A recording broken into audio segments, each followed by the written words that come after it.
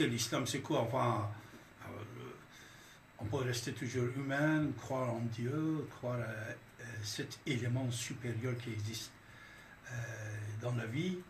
Mais c'est vrai, si on est partagé, s'il y a des divergences envers, sans connaître la religion, on va le défendre, c'est grave, c'est vraiment grave. Par exemple, cette dame-là, elle vient de dire, Monsieur Farid, Farid, je le connais mieux que toi, même si tu es sa femme, même toi, si tu es sa femme, moi, Farid, que je ne l'ai jamais rencontré, je parle Farid de l'autre, Farid, je le connais mieux que toi. Pourquoi? Puisque comme quelqu'un qu'on a dialogué plusieurs fois, je vois c'est un type honnête, c'est un type bien.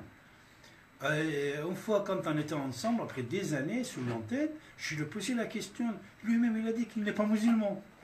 Mais il défend les musulmans. Ça, c'est gentil. Lui-même, il a dit qu'il est né musulman, mais il n'est pas musulman, il ne connaît rien de l'islam.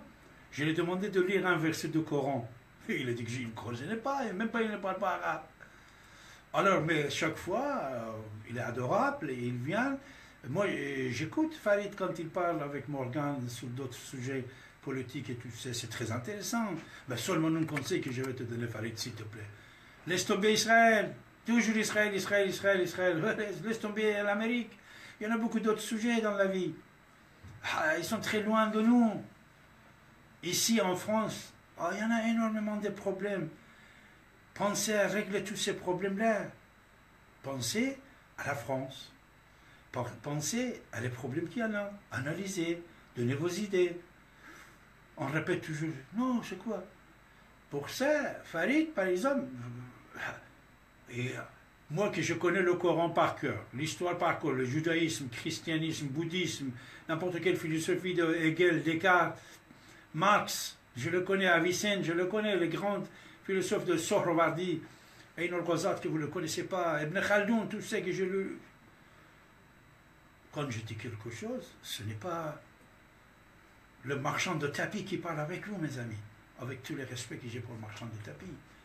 Vous voyez, je vous raconte des histoires. Merci, merci de tous les messages de tout à l'heure sur l'anecdote de la création de l'islam que je vous ai dit. Allez-y ça, écoutez 10 000 fois. Écoutez 10 000 fois ce que je vous ai dit.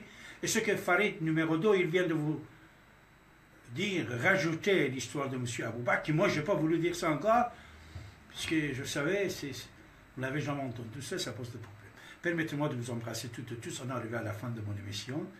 Je vous remercie beaucoup. J'ai beaucoup de respect pour vous toutes et tous. Je ne suis pas comme certains parmi vous, qui dès que vous voyez quelque chose qui ne colle pas avec vos dogmes, tout ça, vous... voilà. Non. Moi, je vous aime toutes et tous, parce que j'aime l'humanité. J'aime l'humanité, et je sais que tout le monde ne pense pas pareil. Tout le monde n'a pas la même valeur dans leur tête. Il y a une partie des gens qui ont déjà des ennemis dans leur tête. Ah, c'est sûr. Ce matin seulement, j'ai dit la dernière chose. J'ai un voisin et il y a deux vendeurs dedans. Les deux sont musulmans. Il y en a un le matin, l'autre après-midi. Ce qui est le matin là-bas, chaque fois quand je le vois, il est gentil, il est formidable. De temps en temps, il me fait entrer dans la boutique, il y a un thé, tout ça. L'autre qui est l'après-midi. Cet après-midi, j'étais allé chercher quelque chose. Et acheter quelque chose. Ça coûtait 100 €. Dès que je rentre, seulement puisque je ne sais pas si vous savez, non, moi j'ai mis un chapeau sur ma tête. Hein, puisque seulement j'avais le chapeau sur ma tête. Déjà, il a pris 3 personnes avant moi. Et bon, après, à la fin, quand je parle avec lui, il regarde le toit. Et à la fin, quand je vois quelque chose qui est devant lui, il dit que je ne l'ai pas, et ça ne va pas coller. J'ai compris que ces 2 personnes, je vous ai dit l'histoire de couscous.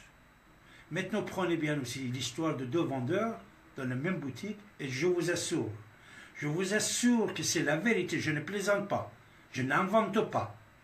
2 personnes dans la même boutique, 100% différents.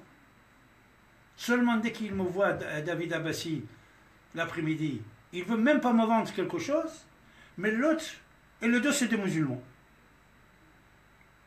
Mais vous soyez toutes et tous de celui qui est le motal dans cette boutique. Je vous embrasse et je vous dis au revoir mes chers amis. À lundi. Bye.